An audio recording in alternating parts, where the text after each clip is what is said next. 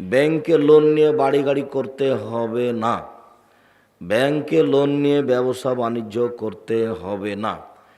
আমি দীর্ঘ 30 বছর থেকে যে পরামর্শ দিয়ে আসছি, সেই পরামর্শে ব্যবসা করতে হবে। সেটা হলো চকলেট দিয়ে শুরু করতে হবে, তারপরে কলা, তারপরে কাপড়, তারপরে জিনিসপত্রে আপনার দেশ বিদেশ কোটি টাকা হোক। 25 থেকে 30 বছর লাগবে বড় ব্যবসায়ী হতে। আর সবসময় মনে রাখতে হবে বড় ব্যবসায়ী হওয়া, বড় ব্যবসায়ী না হলে জাতির আপনি কিছু উপকার করতে পারবেন না। রাসূল সাল্লাল্লাহু আলাইহি সাল্লাম ব্যবসার প্রশংসা করেছেন আর জমি চাষের নিন্দা করেছেন। জমি চাষ জায়েজ, তবে তিনি বলেছেন জমি চাষ করলে মন সংকীর্ণ হয়ে যায়। আর তোমরা ব্যবসা করো, আমি ব্যবসার প্রশংসা করে দিলাম কি আত্তাজির সাদিকাল আমিন, এখনো ইয়াউমুল কিয়ামা মাল আম্বিয়া ওয়া শুহাদা সিদ্দিকিন, সত্যবাদী বিশ্বস্ত ব্যবসায়ী ওরা বিচারের মাঠে নবীগণের সাথে থাকবেন। আবার বললেন আত-তিজারাত মাল কিযব ওয়াল হালাফ, ব্যবসা হয় অনেক সময় মিথ্যা কথা চলে আসে, অনেক সময় কসম চলে আসে, একথা আল্লাহ রাসূল নিজে বলছেন। অতএব ফসুবহু বিসাদকা, মাঝে মধ্যে দান খায়রাত করে ওটাকে কেটে দাও। ভুল ত্রুটি যেটা কসম চলে এসেছে, আল্লাহর কসম ভাই এটা আমার এই দামে কিনা আছে, অত খেয়াল করিনি বলে ফেলেছে, তো এইটুকুর জন্য দান খায়রাত করো। তারপরে আবার বলছেন যে শোনো, যারা পার্টনারে ব্যবসা করে তাদের সাথে তৃতীয় জন আল্লাহ থাকেন। আপনার 1 লক্ষ, আমার 1 লক্ষ, আমরা 2 জন ব্যবসা করছি, তো আল্লাহ এবার টাকা ছাড়াই আমাদের সাথে আছে। উনি 1 লক্ষ দেননি, তো বলছে যে আমারই তো 2 লক্ষই, তোমাকে দিয়েছি, তাই তো 2 লক্ষ। তা আমি এখন উপস্থিত নগদ না দিয়েও আমি তৃতীয় জন, তা আমি তোমাদের সাথে ব্যবসা করছি। শোনো শোনো, এখন ব্যবসা করতে করতে কেউ যদি 10 টাকা মেরে নেয়, যে বাড়ি যাওয়ার সময় 10টা টাকা নিয়ে নিয়েছে বা 200 টাকা নিয়েছে, মাছ কিনে নিয়ে যাবো বাড়িতে, তখন আল্লাহ বলছেন যে তাহলে আমি আর থাকলাম না, যাও। বোঝা গেল না? পার্টনারের ব্যবসা ভালো, কিন্তু একজন যদি আর একজনের একটু ক্ষতি করে তাহলে আল্লাহর সাথে থাকবেন না। যতক্ষণ পর্যন্ত পার্টনারে ব্যবসা করছেন, আপনারা 5 জন যদি করেন তাহলে আর একজন কে থাকবে? আল্লাহ। আপনারা যদি 2 জন করেন তো আর একজন কে থাকবে? আল্লাহ। যদি একজন আর একজনের একটু আত্মসাৎ করেন, ক্ষতি করেন, তাহলে আল্লাহ থাকবে না, তোমরা এখন করো, আমি গেলাম। ব্যবসা করলে উপকার করতে পারবেন ফকির মিসকিনের। চাঁপাইনবাবগঞ্জ রাজশাহীর মানুষ হবেন না।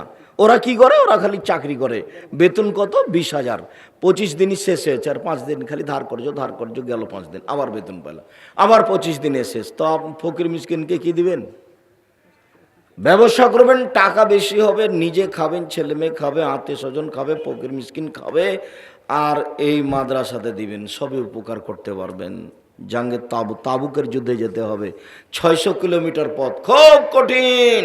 মানুষের বাড়িতে অর্থ সম্পদ নয়, খেজুর পেকে এসেছে, রৌদ্র খুব বেশি, জিবরাইল বলছেন এখনই যেতে হবে, টাকা পয়সা নেই যে কি করি, তাহলে তো মানুষকে দানের কথা বলতে হবে। ওমর কি করবেন? অর্ধেক সম্পত্তি, অর্থ সম্পদ দিয়ে দিলাম, আজকে আবু বকর সিদ্দিককে ঠগিয়ে দিব। আবু বকর সিদ্দিক কি করবেন? আপনাকে আর আল্লাহকে বাড়িতে রেখে যা আছে সবই দিলাম, ভ্যান ভাড়াও হবে না। কিন্তু উসমান কি করবেন? কি করব মানে, যত লোক যাবে যুদ্ধে সমস্ত লোকের অর্ধেকের যাতায়াত খরচ, খাওয়া খরচ আমি দিব। লোক সংখ্যা ছিল 30,000, 15,000 লোককে তিনি 15,000 উট দিবেন, আর 3 মাসের খাওয়া খরচ দিবেন। বর্তমান বাংলাদেশের কোনো বিত্তশালী ব্যতীত বহু দূরের কথা, বড় থেকে বড় যারা বিত্তশালী তাদেরকে যদি বলা যায় যে 3 মাসের খাওয়া খরচ দেন 15,000 মানুষকে, রাজি হবে না।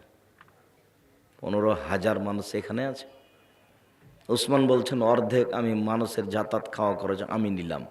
কেন তিনি নিচ্ছেন? তিনি ব্যবসায়ী, তার কাছে টাকা আছে।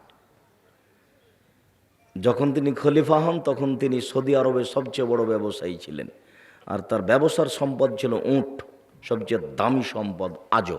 শুকরিয়া, জাযাকুমুল্লাহ খায়র। বলছিলাম অসহায় ফকির মিসকিনকে কওমি খারিজ মাদ্রাসাকে মূল্যায়ন করার, দান করার চেষ্টা করবেন। এখানে যেদিন আসবেন কিছু পয়সাপাতি বেঁধে আসবেন।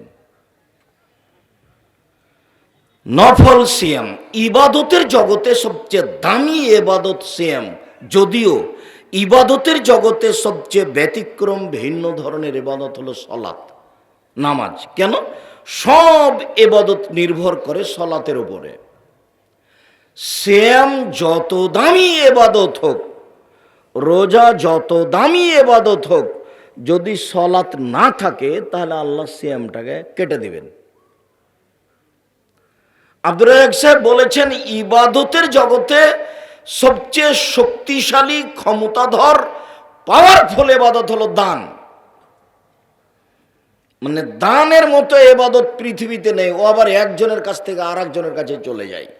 আপনি সলাত আদায় করলেন শুধু আপনার উপকার, আপনি সিয়াম পালন করলেন শুধু আপনার উপকার, আপনি হজ করলেন শুধু আপনার উপকার, আপনি সুবহানাল্লাহ বললেন শুধু আপনার উপকার।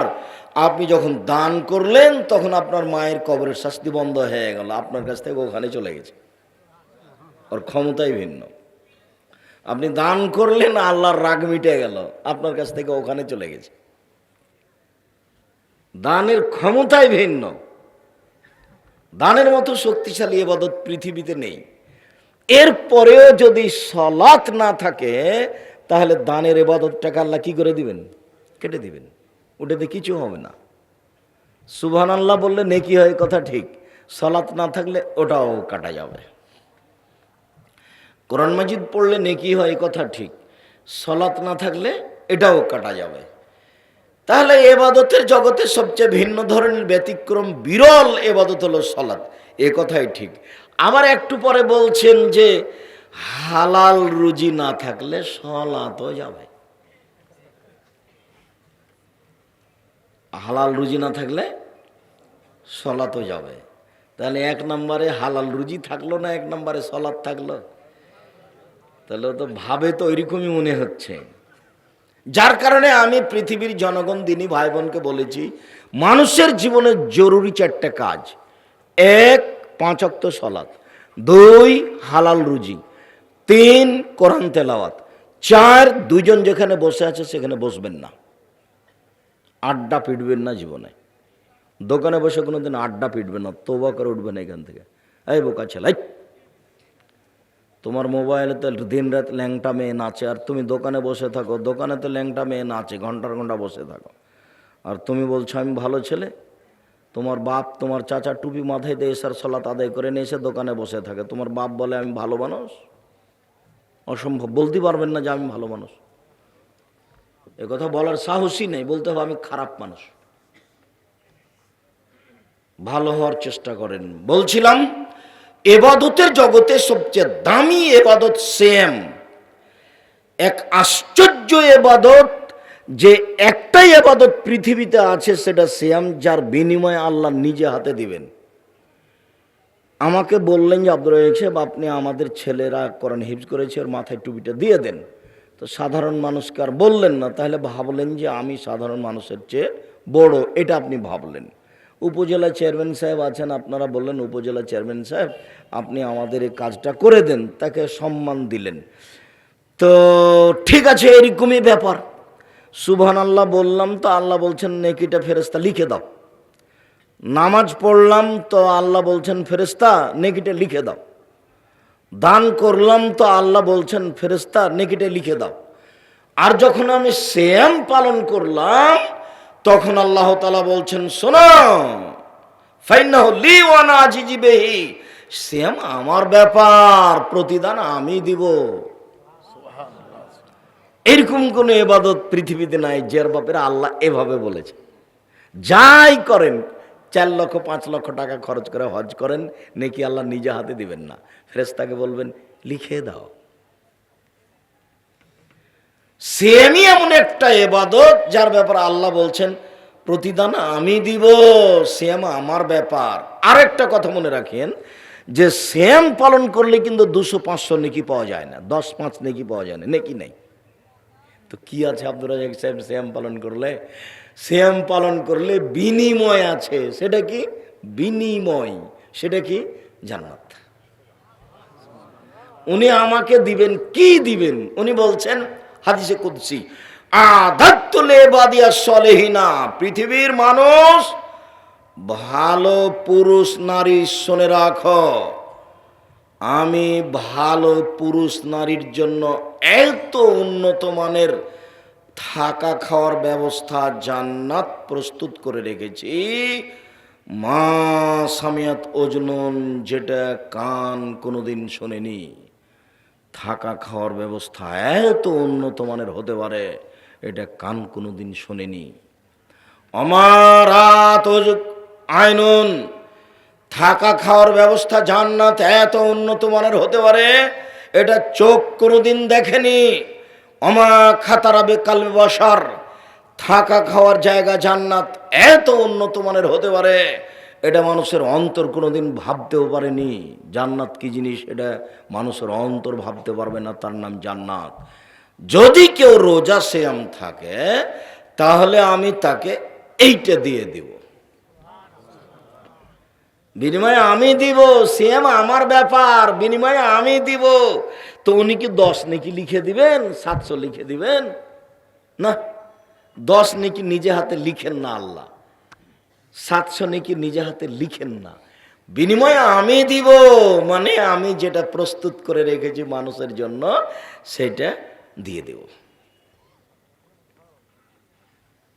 তবে ওখানে দুটা কারণ উল্লেখ করা আছে।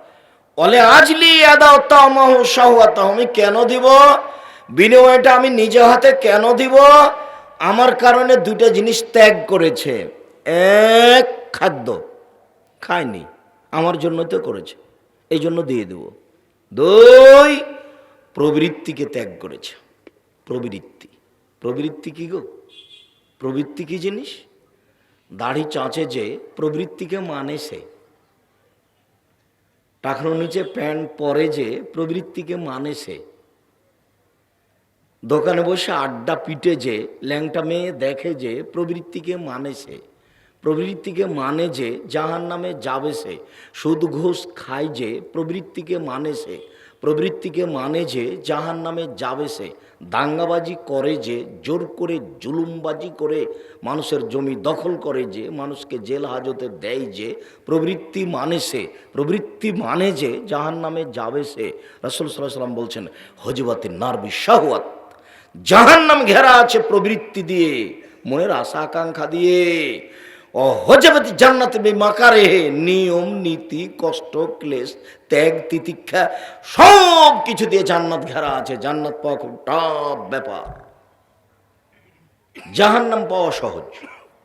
মিথ্যা কথা বলে পাওয়া যাবে, দাড়ি চেঁচা ফেলে জাহান্নাম পাওয়া যাবে, টাকনোর নিচে প্যান্ট পরেন জাহান্নাম পাওয়া যাবে, সুদ ঘুষ খান জাহান্নাম পাওয়া যাবে, দোকানে বসে আড্ডা পিটেন জাহান্নাম পাওয়া যাবে, মানুষের বিরুদ্ধে লড়ে যান জাহান্নাম পাওয়া যাবে, দিনরাত মানুষের বদনাম করেন গীবত করেন, একেবারে স্বভাব এতই খারাপ যে দিনরাত মানুষের বদনাম না করলে, হ্যাঁ করে না হাসলে তার দিন কাটে না। একবার এখানে একবার ওখানে, অথচ আমি দিন রাত নিষেধ করে আসলাম যে দোকানেই বসবেন না, দুইজন যেখানে আছে সেখানে বসবেন না। দোকানে জিনিস কিনতে গেছেন, ভাই দোকানদার সাহেব লবণ আছে? জি 1 কেজি লবণ দেন, 250 মরিচ দেন, বাস কিনা হয়ে গেছে, 1 মিনিট দাঁড়াবেন না ওখানে। স্বভাব পরিবর্তন করেন, স্বভাব। আমরা তো কোনোদিনই হাটে বাজারে যাই না, দোকানেও বসিনি কোনোদিন। 97 সাল থেকে নদাপাড়াতে আছি। নদাপাড়ার কোনো একটা লোক বলতে পারবে না আব্দুল রাজ্জাক সাহেব আমার স্টল বসে একদিন চা খেয়েছে, তা আমরা তো বেঁচে আছি। আমাদের বাড়িতে তো কোনোদিন হাটে বাজারে যায় না, তো আমরা তো বেঁচে আছি। আর আপনার বউ কি খামাখা ছাই 2 পয়সা 5 পড়াশোনা করেছে, ফ্যাশন বোরকা পরে ঢং ঢং করে চলে যায় এতে শহরে জিনিস কিনতে। আর আপনি কাপুরুষ, আপনার মানবতা নেই, আপনার একটা ক্ষমতা নেই, আপনি একটা কাপুরুষ, আপনি একটা ঘৃণিত পুরুষ, আপনি একটা কাপুরুষ। আপনার অধীনে থেকে একটা মেয়ে আরো 10 জনের ক্ষতি করে, নিজে ক্ষতিগ্রস্ত হয়। এইসব বেঁচে থাকার কোনো অর্থ আছে? কতদিন বললাম বউ থাকবে এইভাবে, চোখ যেভাবে ঘুরে বউ সেভাবে চলে, তার নাম ক্ষমতা। চোখ যেভাবে ঘুরে বউ সেভাবে চলে, তার নাম ক্ষমতা। আপনার অধীনে ওই মহিলাকে আল্লাহ দিয়ে দিয়েছেন, অথচ বেঢঙ্গা হয়ে গেছে, আপনার কারণে হয়েছে। আপনার স্বভাব খারাপ, এই জন্য এরকম হয়েছে।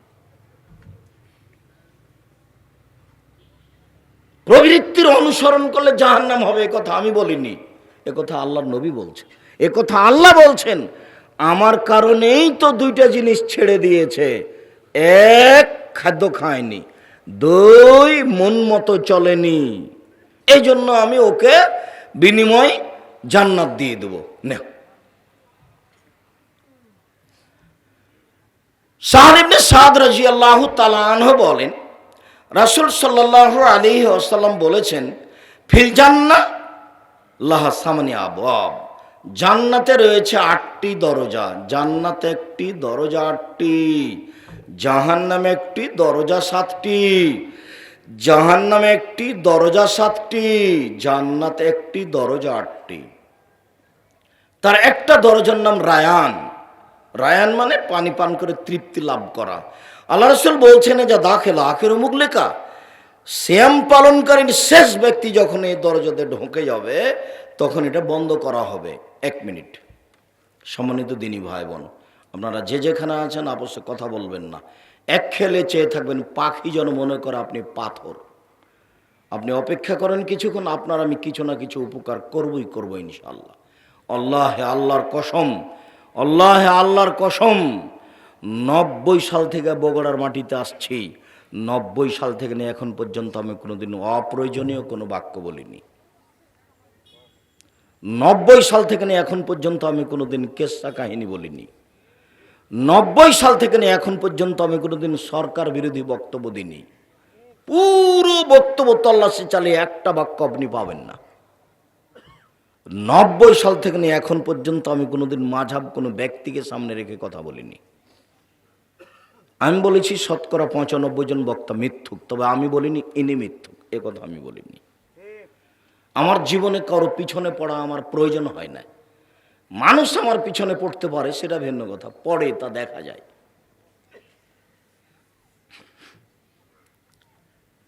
আমি আপনার সাথে আন্তরিকতায় অভাব আছে আমার, এটা আমি মনে করিনি।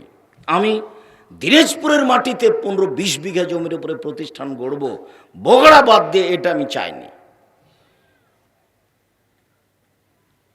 আপনার ওই জামিয়া সালাফিয়া হাঁটাবো, বীরহাটাবো, রূপগঞ্জ, নারায়ণগঞ্জ 50 বিঘা জমির উপরে প্রতিষ্ঠান গড়ব, বগুড়া বাদ দিয়ে, এটা আমি চাইনি। কিন্তু বগুড়ার মানুষ আমার সবচেয়ে কাছে হওয়ার পরেও বগুড়ার মানুষ আমাকে সাথ দিতে পারেনি। এর জন্য আমি দায়ী নই। আমার এখন উপস্থিত জামিয়া সালাফের ডাঙ্গিপাড়া পাবা রাজশাহী, জামিয়া সালাফের রূপগঞ্জ, নারায়ণগঞ্জ, ঢাকা, এই 2টা প্রতিষ্ঠানে 4000 ছেলে মেয়ে পড়াশোনা করে, সব ভিন্ন ভিন্ন স্থানে। 250 শিক্ষক শিক্ষিকা আছে। প্রতি মাসে বেতন লাগে 26 লক্ষ। 1 মাসে বেতন লাগে 26 লক্ষ। গত জমায় উদ্বোধন করা হয়েছে জামিয়া সালাফে তেঘরা, বিরল, দিনাজপুর, বরিশাল চালু করা হয়েছে। আরও কত হবে সেটা আল্লাহ ভালো জানে। সম্মানিত দিনী ভাই বোন, আমি কোনোদিন জাতিকে ফাঁকি দিয়ে কথা বলেছি, এটা আমার প্রয়োজন হয়নি। কারো পিছনে লাগা আমার প্রয়োজন হয়নি কোনোদিন, যেন কোনোদিন প্রয়োজন না হয়। চাপ দিয়ে আমাকে কেউ কারো বিরুদ্ধে কথা বলাতে পারেনি। তবে মানুষ যারা বিরুদ্ধে বলতে থেকেছে তারা এক সময় ধ্বংস হয়ে গেছে। আমার বিরুদ্ধে কথা বলে টিকার কোনো পথ নেই। আর জামিয়া সালাফের বিরুদ্ধে লড়ে জামিয়া সালাফের ক্ষতি করা যাবে না। এক চুল ক্ষতি করার ক্ষমতা মানুষের হাতে নেই। আল্লাহে আল্লাহর কসম, আল্লাহে আল্লাহর কসম, 90 সাল থেকে নিয়ে এখন পর্যন্ত আমি কোনোদিন মানুষের কাছে পথ খরচ পাথেও চাইনি। 15-20 বছর থেকে আজিজ ভাইনেরা আমার সাথে চলছে। বহুদিন থেকে এই মাঠে আমি খুতবা দিয়ে আসছি, জুমায়, ঈদের, তারপরে তো এমনি আসি। কোনোদিন যদি বুঝতে পারেন টাকা দেওয়ার সময় তো মুখটা একটু বিবর্ণ দেখেছি, টাকা কম মনে করে, এটা একটু হালকা দুর্বল মুখটা দেখেছি, এটা প্রমাণ হয়ে গেলে জাতির সামনে আমি কথাই বলবো না। 90 সাল থেকে নিয়ে এখন পর্যন্ত আমি মানুষকে আমার পরিচয় দিইনি। মানুষ আমাকে জোর করে জানতে চেয়েছে যে আপনার পড়াশোনা কি, একটু লিখতে দেন না, বলেন না কি। তখন আমি বলেছি আমার নাম আব্দুর রাজ্জাক আর আমার বাপের নাম ইউসুফ, বাপ বেটা মিলে আব্দুর রাজ্জাক বিন ইউসুফ। এর চেয়ে আমি বেশি বলিনি। আমি কোনোদিন কারো বক্তব্য শুনে ওইভাবে বক্তব্য দেওয়া প্রয়োজন মনে করিনি। কোন মানুষ আমার আদর্শ হিসাবে নেই, শুধুমাত্র একমর মোহাম্মদ সাল্লাল্লাহু আলাইহি সাল্লাম। আমি তার কথা যেভাবে বলার ঢং সেভাবে আমি বলার চেষ্টা করি। আর যারা বিরোধিতা করেছে তারা যদি মাঝহাবি হয়, তাহলে আমি বলেছি যে তুমি, তোমার বংশ, তোমার জাতি আমি চ্যালেঞ্জ করলাম, আমার একদিনের বক্তব্য যদি তোমার কোনো হুজুর দিয়ে থাকে অতীতে 200-100 বছরের মধ্যে, তাহলে আমি বক্তব্য দেব না। শুধু তাকে বলিনি, তুমি, তোমার বংশ আর তোমার জাতি। 100 হাদিস মুখস্থ করা লাগবে বলতে হলে, হাজার হাজার হাদিস মুখস্থ করতে হবে বলতে হলে, কেসা কাহিনী নয়। সম্মানিত দিনী ভাই বোন, আপনার আমি কিছু না কিছু উপকার করবো ইনশাআল্লাহ। আপনি একটু অপেক্ষা করুন অল্প সময়। আমি এত দেরিতে আসতে চাইনি, আমিও আসতে চেয়েছিলাম 10টা থেকে 10:30টার মধ্যে, কিন্তু একটা না একটা সমস্যা থেকেই যায়। আপনারা দূর দূরান্ত থেকে এসেছেন, বিভিন্ন জেলা থেকে এসেছেন, আমি শুনলাম। আপনাদেরকে এত রাত ধরে কষ্ট দেবে এটা আমি চাইনি। এরপরেও যেহেতু আপনারাও এসেছেন, আমি এসেছি, তাহলে এখন কোনো কাজকে প্রাধান্য না দিয়ে, গল্পকে প্রাধান্য না দিয়ে, কোনো প্রয়োজন না দেখিয়ে, একবারে ভদ্রতা বজায় রেখে আমাকে দেখতে পান আর না পান, এক পায়ে দাঁড়িয়ে বসে খেয়াল করেন কয়েক মিনিট, জরুরি কথা। 8টা দরজা থেকে ফেরেশতারা ডাকবেন বিচারের মাঠে। হজ করার জন্য একটা দরজা আছে হজকারীদের জন্য। তো যারা ওই ফেরেশতারা বলবেন আসেন আসেন, যারা হজ করেছেন এই দরজা দিয়ে আসেন। শ্যাম পালনকারীদের জন্য একটা থাকবে, আর যারা শ্যাম পালন করেছেন এই দরজা দিয়ে আসেন, যারা দান করেছেন এই দরজা দিয়ে আসেন, যারা সালাত আদায় করেছেন এই দরজা দিয়ে আসেন। তো আবু বকর সিদ্দিক রাদিয়াল্লাহু তাআলা বলছেন, আল্লাহর নবী, সব দরজা থেকে ডাকা হবে একজন ব্যক্তিকে, এরকম কেউ আছে? হ্যাঁ, তুমি তার মধ্যে। আবু বকর সিদ্দিক রাদিয়াল্লাহু তাআলার মান অনেক বেশি জান্নাতে। তো আল্লাহ রাসূল বলছেন যে সিয়াম পালনকারীর শেষ ব্যক্তি যখন ঢোকে যাবে তখন এটা বন্ধ হয়ে যাবে। এটা হচ্ছে পার্সোনাল দরজা, অন্যগুলো তখন খোলা আছে। তাহলে বোঝা যাচ্ছে যে হজকারীরাও সালাতের দরজাতে ঢুকতে পারে, সালাত আদায়কারীরাও হজ পালনকারীদের দরজাতে ঢুকে যাবে, কেননা ওগুলো খোলা আছে। 8টার মধ্যে এখনো 7টা দরজা কি আছে? খোলা আছে। শুধুমাত্র একটা এখন বন্ধ হয়ে গেল, সেটা কোনটা? সিয়াম পালনকারী জন্য যেটা দরজা, এটা যখন শেষ ব্যক্তি ঢুকে যাবে তখন এটা বন্ধ হয়ে যাবে। কোনো ইবাদত দিয়ে এই দরজা দিয়ে ঢোকা যাবে না। বুঝা গেল না? তাহলে আসলেই ইবাদতের জগতে সিয়াম একটা ভিন্ন ধরনের ইবাদত। উমামা বাহেলি রাদিয়াল্লাহু তাআলা আনহু বলেন, রাসূল সাল্লাল্লাহু আলাইহি ওয়াসাল্লাম রাসূল সাল্লাল্লাহু আলাইহি ওয়াসাল্লামকে আমি বললাম, মুরনি বিআমালিন, আল্লাহ রাসূল আমাকে একটা আমলের কথা বলেন তো আল্লাহ রাসূল, যাতে আমি জান্নাতে চলে যাব। তখন আল্লাহ রাসূল বলছেন, আলাইকা বিসওম ফাইনাল্লাহ মিসলাহু। উমামা, তুমি সিয়াম পালন করো। ইবাদতের জগতে সিয়ামের মতো কোনো ইবাদত নেই। উমামা, তুমি সিয়াম পালন করো। ইবাদতের জগতে সিয়ামের সাদৃশ্য কোনো ইবাদত নেই। পৃথিবীতে বলা যাবে না যে হজ সিয়ামের মতো, বলা যাবে না সালাত সিয়ামের মতো, বলা যাবে না দান খায়রাত সিয়ামের সমপর্যায়ের ইবাদত, বলা যাবে না তাসবিহ তাহলিল জিকির আজকার সিয়ামের সমপর্যায়ের ইবাদত। সিয়ামের সমপর্যায়ের ইবাদত পৃথিবীতে নেই। সিয়ামের সমপর্যায়ের ইবাদত পৃথিবীতে থাকলে তারও বিনিময়ে আল্লাহ নিজে হাতে দিতেন। শুধুমাত্র একটাই ইবাদতের বিনিময়ে আল্লাহ নিজে হাতে দিবেন, সেটা কি বলেন তো? সিয়াম। তাহলে তো আর সমপর্যায়ের অন্যটা হবে না। অন্যটা হয়ে গেলে তো আল্লাহকে সেটাকেও দিতে হবে, সমপর্যায়ও হবে না, মতও হবে না।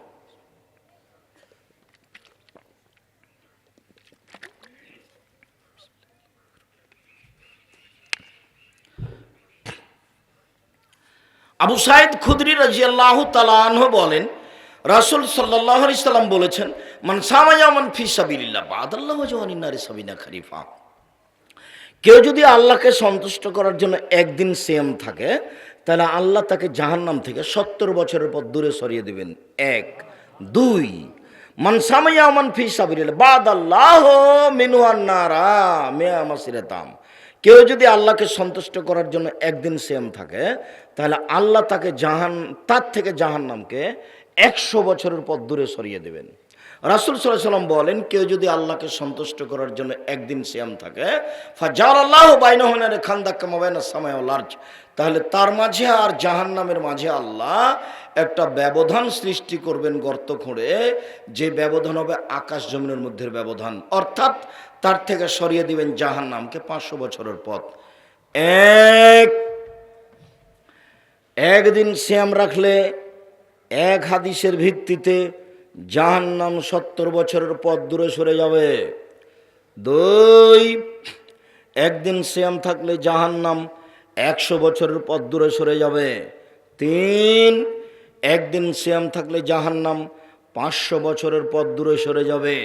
সব মিলে ফলাফল হলো একদিন সিয়াম থাকলে বিনিময়ে আল্লাহ জান্নাত দিবেন। নফল সিয়াম আফজালুস সিয়ামে বাদা রমাজান শাহরুল্লাহিল মুহররম আফজালুস সালাতে বাদাল ফরিজা সালাতুল লাইলে। ফরজ সিয়াম ব্যতীত সবচেয়ে দামি সিয়াম হলো মুহররমের সিয়াম। ফরজ তো রমাজান মাস আছে, ওটার সাথে তার তুলনা করা যাবে না। রমাজানের সিয়ামের পরে সবচেয়ে দামি সিয়াম হলো মুহররমের। ফরজ সালাতের পরে সবচেয়ে দামি সালাত হলো রাতের তাহাজ্জুদ। তো এখন এটা আমাদের আলোচনা নয়। দামি সিয়াম হলো মুহররমের সিয়াম। আল্লাহর নবী মদিনায় আসলেন, তখন দেখছেন যে মদিনার লোকেরা মুহররমের 10 তারিখে সিয়াম থাকছে। তখন আল্লাহ রাসূল বলেন, মাহাদারিয়া মালাজিনা তাসমুনু, এই শোনো মদিনার লোকেরা শোনো, আজকে মুহররমের 10 তারিখে তোমরা কেন সিয়াম থাকো, ঘটনাকে একটু বলো তো। তখন মদিনার লোকেরা বলছে, আপনি জানেন না রাসূল, হাজে মুনাদিম, এটা খুব বড় দিন। আনজাল্লাহু তাআলা ফিহি মূসা কওমাহু ওয়া গাররাকা ফিরআউনা কওমাহু। এই দিনে মুহররমের 10 তারিখে আল্লাহ ফেরাউনকে ডুবিয়ে দিয়েছেন সদল বলে। এই দিনে আল্লাহ মূসাকে বাঁচিয়ে দিয়েছেন সদল বলে। এই দিন খুব বড় দিন। ফাসামা মূসা শুকরান, তাই মূসা শুকরিয়া সিয়াম পালন করেছিলেন। আল্লাহ, এইভাবে কুলজুম সাগরে তুমি ফেরাউনকে ডুবিয়ে দিলে, আর আমার চোখের সামনে ডুবে গেল, আর আমাকে বাঁচিয়ে দিলে। আমি বলো তো কি করতে পারি তোমাকে সন্তুষ্ট করার জন্য? আমি বুদ্ধি বের করেছি যে একটা সিয়াম পালন করি তোমাকে খুশি করার জন্য। ঠিক আছে। তো মূসা আলাইহিস সালাম আল্লাহকে খুশি করার জন্য একটা কি পালন করলেন? সিয়াম পালন করলেন। কেন? ওকে বাঁচিয়ে দিয়েছেন আর ফেরাউনকে ডুবিয়ে দিয়েছেন, এই জন্য। তারপরে বলছেন, এই জন্যই তো আমরা মদিনার মানুষ মুহররমের 10 তারিখে সিয়াম থাকি। তখন আল্লাহ রাসূল বলছেন, শোনো শোনো, না না আওলা হাক্কু মিনকুম মিন সিয়ামে মূসা। মূসার শুকরিয়া, মূসার সুন্নাত পালন করার ব্যাপারে, আল্লাহর শুকরিয়া আদায় করতে গিয়ে মূসার সুন্নাত পালন করার ব্যাপারে তোমাদের চেয়ে আমরাই বেশি হক রাখি। ফাসামা আমরা বেশি আমিহি, তাই তিনি মুহররমের 10 তারিখে সিয়াম থাকলেন, সঙ্গী সাথীকে সিয়াম থাকতে বললেন। যেমন বললেন সিয়াম থাকতে, তেমনি সঙ্গী সাথী একবারে রিরি করে উঠলেন। আরে বলেন কি, আপনি তো বলছেন ইহুদিদের বিরোধিতা করতে হবে, আপনি তো বলছেন খ্রিস্টানের বিরোধিতা করতে হবে। ইহুদি খ্রিস্টান মুহররমের 10 তারিখে সিয়াম থাকে, আমরা যদি থাকি তাহলে তাদের মতো হয়ে গেলাম, বিরোধিতা হলো কোথায়? আমরা যদি থাকি তাহলে তাদের মতো হয়ে গেলাম, বিরোধিতা হলো কোথায়? শোনেন আল্লাহর নবী, হাজে মুনাদিম ইনদাল ইয়াহুদ ওয়ান নাসারা, এই দিনটা হলো ইহুদি খ্রিস্টানদের কাছে বড় দিন। আমরা যদি এই দিন সিয়াম পালন করি তাহলে তাদের মতো হয়ে গেলাম। তখন আল্লাহ রাসূল বলছেন, থামো থামো থামো, লাইন বাকাইতা সানাতাল কাবেলা, আমি যদি সামনে বছর বেঁচে থাকি লা সুমান্না তাসিয়া, তাহলে মুহররমের 9 তারিখে সিয়াম থাকবো। পৃথিবীর মানুষ শুনে রেখো, 9 তারিখ হবে বিরোধিতা, 10 তারিখ হবে শুকরিয়া। বুঝা গেল না? 9 তারিখও থাকতে হবে। মুহররমের তাহলে কয়দিন থাকতে হবে? এই ছেলে বসো, কোনো প্রয়োজন দেখাবেন না আমাকে। কোনো ছেলে পাশ থেকে উঠলে তাকে ঠেকাবেন। আমরা অল্প সময়ের মধ্যে আলোচনা শেষ করে দেব। আমরা একটা কাছাকাছি পর্যায়ে চলে এসেছি। তাহলে 9 তারিখ কি হলো? বিরোধিতা। 10 তারিখ কি হলো? শুকরিয়া। তাহলে মুহররমের সিয়াম কয়টা হলো? 2টা। খুব ভালোভাবে মনে থাকবে না? ভুলেও কখনো বলবেন না যে মুহররমের 10 তারিখের সিয়াম হুসাইন শহীদ হয়ে গেছেন এই জন্য। মুহররমের 10 তারিখে হুসাইন কারবালার মাটিতে, ইরাকের মাঠে কারবালার মাটিতে শহীদ হয়ে গেছে, এই কথা মিথ্যে। ফাতেমা কান্দিয়া কয় আজ বুঝি হুসাইন কারবালাতে শহীদ হয়। ফাতেমা কান্দিয়া কয় আজ বুঝি হুসাইন কারবালাতে শহীদ হয়। যেদিন হুসাইন কারবালার মাটিতে ইরাকে শহীদ হন তার 49 বছর আগে ফাতেমা মারা গেছে। তার কতদিন আগে? 49 বছর আগে। যেই মহিলা 49 বছর আগে মারা গেছেন তিনি কি করে আজকে বলতে পারেন? ফাতেমা কান্দিয়া কয় আজ বুঝি হুসাইন কারবালাতে শহীদ হয়। হুজুরের বক্তব্য একবারে পুথির গানের মতো। পুথির বই যেমন, পুথির গান যেমন। পুথির বই আব্দুর রাজাক সাহেব বুঝলাম না, কেন বুঝলেন না? 6 মাসের রাস্তা মর্দ 6 দিনে গেল, ঘোড়ায় চড়িয়ে মর্দ হাঁটিয়া চলিল। এর নাম হলো পুথির গান, পুথির বইয়ের কথা। 6 মাসের রাস্তায় 6 দিনে গেল, ঘোড়ায় চড়ে পায়ে হেঁটে গেল। এদিন হয়েছে বোকামি, নোংরা কথা, উল্টা কথা। তো হুজুরের বক্তব্য এরকমই, বহুদিন থেকে বলছি আপনাকে এই কথা। হুজুরের বক্তব্যের ব্যাপারে আপনি সাবধান থাকবেন, এটা বক্তব্য নয়। বগুড়ার একটা মাদ্রাসা আছে নগরের মাদ্রাসাতে একজন মাওলানা বক্তব্য দিচ্ছেন যে আব্দুল কাদের জেলানির বাড়িতে এসেছে ভিক্ষুক একজন ভিক্ষা চাইতে। তো আব্দুল কাদের জেলানির মা ভিক্ষা দিতে গেছেন। তখন ফকির আব্দুল কাদের জেলানির মাকে দেখে আকৃষ্ট হয়েছে। তখন আব্দুল কাদের জেলানি মায়ের পেট থেকে খুব মন খারাপ করেছে, যে মায়ের পেট থেকে বের হয়ে ফকিরকে মেরে দিয়েছে। তখন আর তো কেউ কিছু বলে না। তাই আমি বললাম যে কেউ যদি একটু হুজুরকে জিজ্ঞাসা করতো, আচ্ছা আব্দুল কাদের জেলানি তো মায়ের পেট থেকে বের হয়ে এসে ফকিরকে মেরে দিল, তো এখন ভিতরে গেল কিভাবে? এর নাম বক্তব্য। নগর একটা মাদ্রাসা আছে বগুড়াতে, নাম শুনেছেন কি না? জি, সেই মাদ্রাসার মাঠের একজন বক্তার বক্তব্য এটা। সম্মানিত দিনী ভাই বোন শুনুন, আল্লাহর কসম, দিন প্রচার করতে এসে জাতিকে ফাঁকি দিয়ে পরকাল হারাতে রাজি নই। রাসূল সাল্লাল্লাহু আলাইহি সাল্লামের চূড়ান্ত কথাই বলার জন্য প্রস্তুত আছে। মানুষ যেটাতে পরকালে বাঁচবে সেটাই বলতে প্রস্তুত আছি। আল্লাহর নবী 4টা জিনিস কখনো ছাড়তেন না। 1 আশুরার 10 তারিখের সিয়াম। 2 ওল আশরে, জুলহিজ্জার 1 থেকে 9 পর্যন্ত সিয়াম। 3 প্রত্যেক মাসে 3 দিন সিয়াম। 4 ফজরের 2 রাকাত সুন্নাত। আল্লাহর নবী 4টা জিনিস কখনো ছাড়তেন না। দেখি আপনার মনে থাকে কিনা। 1 মুহররমের 9-10 সিয়াম। 2 জুলহিজ্জার 1 থেকে 9 পর্যন্ত সিয়াম। 3 প্রত্যেক মাসে 3টে সিয়াম।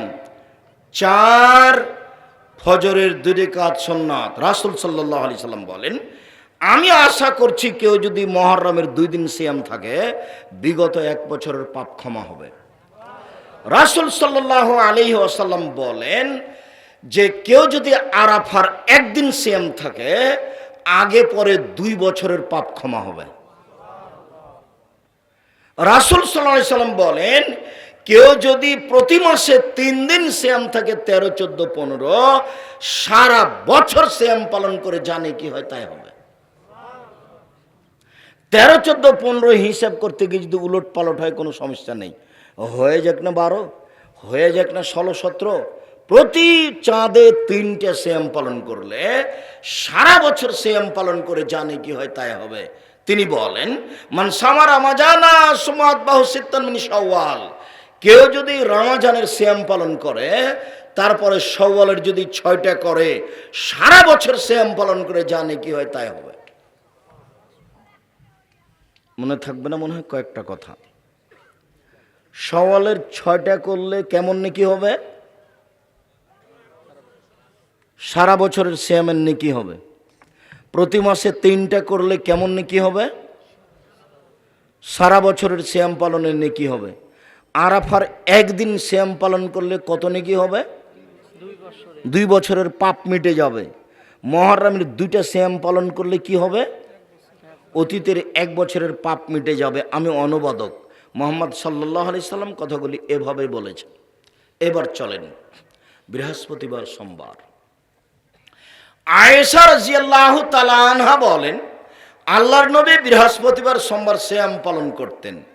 আবু হুরায়রা রাদিয়াল্লাহু তাআলা আনহু বলেন, রাসূল সাল্লাল্লাহু আলাইহি ওয়াসাল্লাম বলেছেন, পৃথিবীর মানুষ শুনে রেখো, ইরফাল আমাল ইয়ামুল খামিস ওয়াল ইসনাইন, বৃহস্পতিবার এবং সোমবার মানুষের রিপোর্ট পেশ করা হয় আল্লাহর কাছে। সাপ্তাহিক পাপ নেকি আল্লাহর কাছে পেশ করা হয় কোন কোন দিনে? বৃহস্পতিবার সোমবার। অনা উহিব্ব, আমি ভালোবাসি, আইরফা আমালি ওয়ানা সায়েম, আমার রিপোর্ট যখন আল্লাহর দরবারে পেশ করা হবে তখন আল্লাহ দেখুক যে আমি সিয়াম আছি। তুমি দেখো আমার সাপ্তাহিক রিপোর্টের সময় আমি সিয়াম আছি, তুমি দেখো, দেখে খুশি হয়ে যাবেন। সবচেয়ে প্রিয় হলো তার কাছে সিয়াম পালন করা। তো দেখবেন যে রিপোর্টের সময় তো সিয়াম আছে, খুব ভালো কথা। সাপ্তাহিক রিপোর্ট ধরার জন্য আল্লাহ রাসূল 2 দিন সিয়াম থাকতেন। কোন কোন দিন? সোমবার আর বৃহস্পতিবার। এবার আলোচনার শেষে চলে এসেছি, একবারই শেষে। এই ছেলে,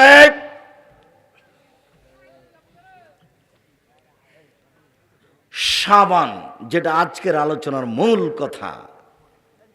আয়েশা রাদিয়াল্লাহু তাআলা আনহা বলেন যে আল্লাহর নবী পুরো শাবান সিয়াম পালন করতেন, শেষের দিকে কয়েকটা। উম্মু সালমা রাদিয়াল্লাহু তাআলা আনহা বলেন, লা ইয়াসুমু শাহরাইন মুতাতাবিআইন ইল্লা শাবান আর রমাজান, আল্লাহর নবী পরস্পর 2 মাস সিয়াম পালন করতেন না রমাজান এবং শাবান ছাড়া। তিনি পরস্পর 2 মাস সিয়াম পালন করতেন মাত্র রমাজান আর শাবান। প্রায় সিয়াম পালন করতেন শাবানের। উসামা ইবনে যায়েদ রাদিয়াল্লাহু তাআলা আনহু বলেন যে আমি আল্লাহর নবীকে বললাম, লামা রাকাতা সুমিন শাহরিন সুহরি মাতাসুম শাবানা, আল্লাহর নবী আপনি শাবান মাসে যত সিয়াম থাকেন অন্যান্য মাসে তো তত সিয়াম থাকেন না। আল্লাহর নবী আপনি শাবান মাসে এত বেশি সিয়াম থাকেন কেন? এটা জিজ্ঞাসাটাকে মনে করতে হবে। একজন সাহাবী আল্লাহর নবীকে কি জিজ্ঞাসা করলেন? আপনি শাবান মাসে এত বেশি সিয়াম থাকেন কেন? এটা জিজ্ঞাসা। এবার উত্তর বলছেন, দাকে শাহরুন বাইনা রজব ও রমাজান, এটা একটা মাস রজব ও রমাজানের মাঝে, এটা একটা মাস রজব ও রমাজানের মাঝে। এক ফলনাস ফিহা, মানুষ তাতে গাফেল থাকে, মানুষ ভাবতে পারে না। মানুষ তাতে গাফেল থাকে, মানুষ ভাবতে পারে না। শোনো, দাকা শাহরুন তুরফাল আমাল ইলা রাব্বিল আলামিন, এটা এমন একটা মাস, এই মাসে বাৎসরিক রিপোর্ট আল্লাহর দরবারে পেশ করা হয়। এটা এমন একটা মাস, এই মাসে বাৎসরিক রিপোর্ট আল্লাহর দরবারে পেশ করা হয়। ওনা উহিব্ব, আমি ভালোবাসি, আইরফা আমাল ওয়ানা সাইম, আমার বাৎসরিক রিপোর্টের সময় আল্লাহ দেখুক যে আমি সিয়াম আছি। আমার বাৎসরিক রিপোর্টের সময় আল্লাহ আমাকে দেখুক যে আমি সিয়াম আছি। এই জন্য আমি শাবান মাসে বেশি বেশি সিয়াম পালন করি। তবে রাসূল সাল্লাল্লাহু আলাইহি সাল্লামের জানা ছিল না সেদিন 15ই শাবান। 15ই শাবান রিপোর্ট পেশ করা হবে, এটা জানলে কি তিনি এত কষ্ট করেন? একটানা রমাজান তো আছেই, তারপরে একবারে 1 শাবান থেকে নিয়ে 15, 20, 25 পর্যন্ত করে যাচ্ছেন, খালি এ আশাই যে আজ মনে হয় রিপোর্ট, আজ মনে হয় রিপোর্ট, আজ মনে হয় রিপোর্ট। যার কারণে প্রায় দিনই সিয়াম পালন করেছেন খালি রিপোর্ট ধরার জন্য। ভারত বাংলাদেশ পাকিস্তানের আলেম ওলামা কিভাবে জেনে নিলেন সেদিন 15ই শাবান, তাই তারা কলকারখানা, অফিস আদালত, কোর্ট কাছারি, শিক্ষা প্রতিষ্ঠান সব কিছু বন্ধ করে রাতে গোসল করে আতর গোলাপ মেখে 15ই শাবান সিয়াম পালন করে। একবারে নগদ মিথ্যে, একবারে নগদ মিথ্যে। এতে আমরাই আলেম ওলামা মানুষকে সহযোগিতা করেছি। মানুষকে যদি উদ্বুদ্ধ করতাম সিয়াম পালনের উপরে, তাহলে মানুষ ধর্মকে ভালোবাসে। হাজারো লক্ষ কোটি মানুষ কি মনে করে ধর্মকে ভালোবাসে, ধর্মের উপরে দুর্বল। কাজেই তার দিয়ে বেশি সিয়াম পালন করে নেওয়া যেত যদি আমরা চেষ্টা করতাম। কিন্তু আমরাও ধর্মের নামে জনগণকে ফাঁকি দিলাম, বুঝিয়ে দিলাম যে 15ই শাবানই সব কিছু। 15ই শাবানে রুজি বন্টন হয়। আল্লাহ যে বলছেন যে লাইলাতুল কাদরে রুজি বন্টন হয়, তো 15ই শাবান কি করে ঢুকলো ওখানে? আল্লাহ বলছেন যে এক বছরে যা কিছু হবে সেটা নির্ধারণ হয়, বাজেট পেশ হয়, সেটা কোন দিনে হয়? লাইলাতুল কাদরে। এটা আল্লাহ বলছেন। তো মাওলানা সাহেব বলছেন সেটা হয় 15ই শাবানে। কিভাবে বলছেন? এর পিছনে 200টা জাল হাদিস আছে, এই জন্য মানুষের বানানো। আমাদের বাড়িতে আছে 10,000, তবে প্রায় 3 লক্ষ মানুষের বানানো হাদিস আছে। সম্মানিত দিনী ভাই বোন, শাবান মাসে আপনাকে বেশি বেশি সিয়াম পালন করার জন্য আমি অনুরোধ জানাচ্ছি। আজকে কত শাবান বলতে পারেন?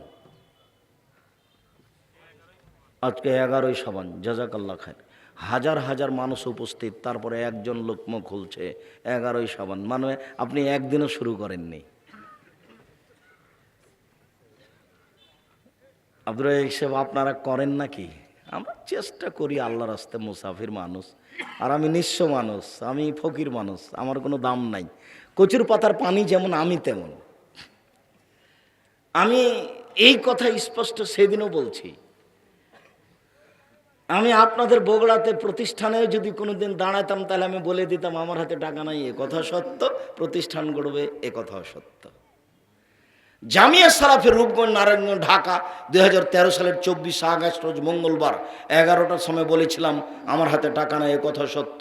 এখানে প্রতিষ্ঠান গড়বে, এ কথা সত্য। ইনশাল্লাহ গড়বেই গড়বে।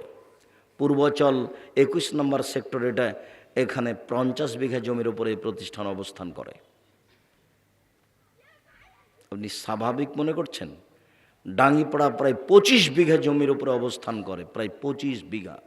2000 ছেলে, 850-900 মেয়ে ভিন্ন ভিন্ন জায়গায় পড়াশোনা করে। না আমার দলীয় ক্ষমতা আছে, না আমার কাছে বংশীয় ক্ষমতা আছে, না আমার কাছে কোনো আর্থিক ক্ষমতা আছে।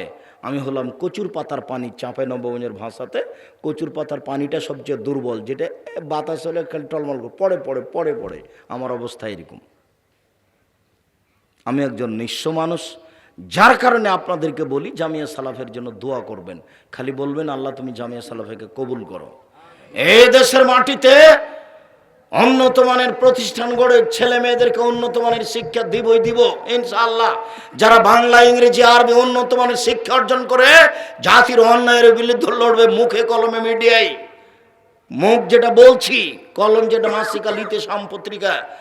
10 জন মুফতি দিয়ে পত্রিকা চলে, 10 জন খালি মুফতি, যাদের বেতন 30, 35, 40 হাজার। এদেশের যারা মুরব্বী, বড় বড় শিক্ষক সব জামিয়া সালাফে ডাঙ্গিপাড়ায় আছে। 10 জন খালি মুফতি, 18-20 জন কর্মচারী, আরো লেখক, মাসিকা লিতেসাম পত্রিকা। বাংলা ভাষায় এই উন্নত মানের পত্রিকা জামিয়া সালাফের মুখপাত্র পত্রিকায় আপনাকে আমি অংশগ্রহণ করার জন্য অনুরোধ জানিয়েছি। আমি বলেছি আপনি জামিয়া সালাফের জন্য বেশি কিছু করতে না পারলেও খালি মুখে বলবেন আল্লাহ তুমি জামিয়া সালাফেকে কবুল করো। এই বাক্যটার আমি দাবি জানিয়েছি। টাকা দিতে হবে এ কথা আমি বলিনি। আমরা বগুড়া জেলার মানুষ, জামিয়া সালাফিয়াতে টাকা দিলেও হবে, ও না দিলেও হবে, হবেই। আপনি বলতে পারবেন না যে আমি কত টাকা দিয়েছি। মাসে লাগে এখন 26 লক্ষ, তাহলে আপনি কি বলবেন যে আমি 15 লক্ষ দিয়েছি? যে আমি 10 টাকা দিয়েছি কিনা, সাদ করে দেখতে গেছি কিনা সেটাই জানি না।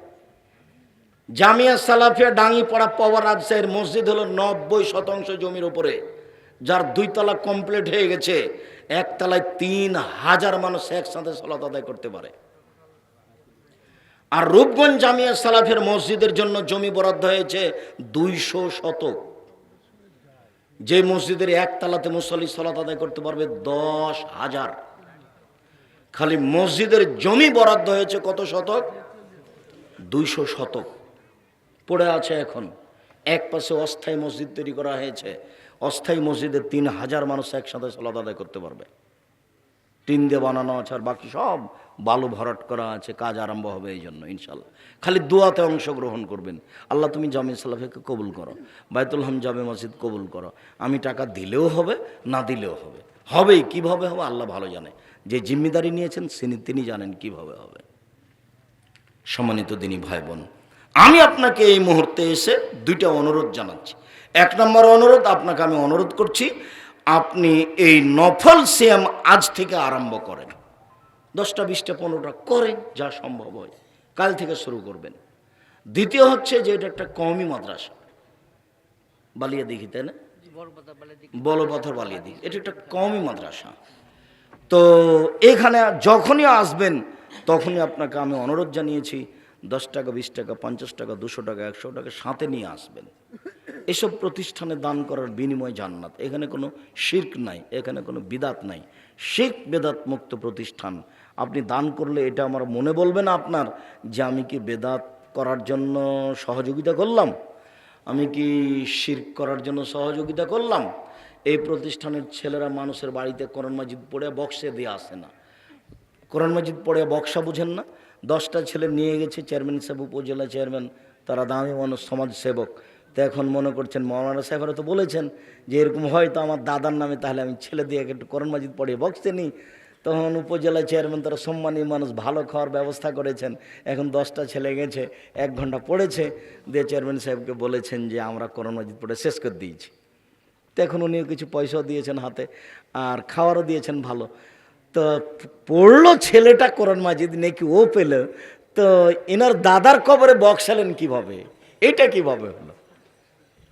এরকম কথা তো রাসূল বলেননি। আল্লাহ রাসূল বলেছেন যে পড়েছে সেই 10 নাকি অক্ষর প্রতি পাবে। আর একজনের কবরে বক্সে দেয় কি করে?